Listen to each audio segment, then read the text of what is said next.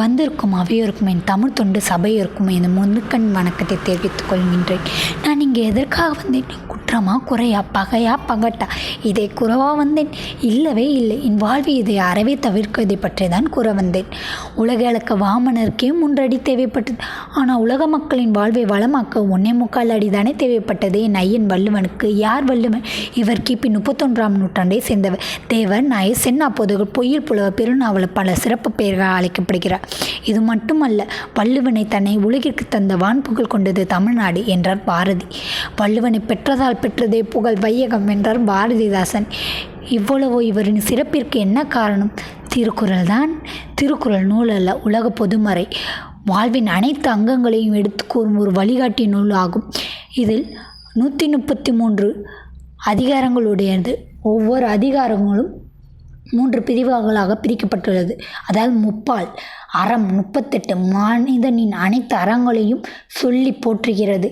பொருள் 70 பொருளாதாரம் மற்றும் அரசியல் நிர்வாகத்தை எப்படி வழிநடத்துவது என்பதனை கூறுகிறது. இன்பம் 25 வாழ்வின் இன்பத்தை பெறுவதற்கான அனைத்து நுட்பங்களையும் அழகாக எடுத்து உரைக்கிறது. இப்படி ஒவ்வொரு அதிகாரத்திலும் 10 குறட்பா என மொத்தம் 1330 குறட்பாக்களை உடையது. இதில் இருக்கும் ஒவ்வொரு குறட்பாவும் வாழ்விற்கு ஒரு பாடத்தை எடுத்துரைக்கிறது. இப்புத்தகத்தில் நான் படிக்காத குறளும் இல்லை, போற்றாத வாசகமும் இல்லை. ஆனால் இன்று உங்களிடம் ஒரு குறளை மிகப்படுத்த ஆவலாக உள்ளது. ஏன் ஒரு குறள்? ஒரு பனை சொற்றுக்கு ஒரு சோர் பதம் என்பார்கள். அதற்குத்தான்.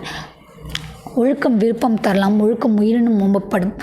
ஒழுக்கம் உடையவன் அனைத்து இன்பங்களையும் பெறுகிறான். அதனால் ஒழுக்கத்தை தன் உயிருக்கும் மேலாக நேசித்து அதனை காத்துக்கொள்ள வேண்டும் என்பது குறட்பாவின் பொருள். ஒழுக்கத்தை தன் உயிருக்கும் மேலாக நேசித்து வாழ்பவர்களே வாழ்வை வெற்றி அடைவார்கள் என்று சொன்னால் அது மிகையல்ல. நம் வாழ்வில் சான்றோர்கள் அனைவருமே ஒழுக்கத்தை ஒரு துணைக்கோளாக கொண்டுதான் வாழ்வு வென்றார்கள் என்று சொன்னால் அது பொய்யும் அல்ல. இப்படிப்பட்ட திருக்குறள் நூலாக வெறும் நூலாக மட்டும் இல்லாமல் ஒவ்வொரு தமிழ் நெஞ்சிலும் வழிகாட்டும் ஒரு கலங்கரை விளக்காகும். இவ்விளக்கை உள்ளோற்றி மெழுகேற்றி வினையேற்ற நம் ஒவ்வொருவரும் பள்ளிக்கூடங்களில் காலை வழிபாட்டுடன் ஒரு திருக்குறளை கூறலாம். திருக்குறள் தொடர்பான போட்டிகளை நடத்தலாம். திருக்குறள் தொடர்பான ஓவிய போட்டி, கட்டுரை போட்டி நடத்தலாம். தமிழ் மன்றங்களில் திருக்குறள் தொடர்பான சான்றோர் கதைகளை எடுத்துரைக்கலாம்.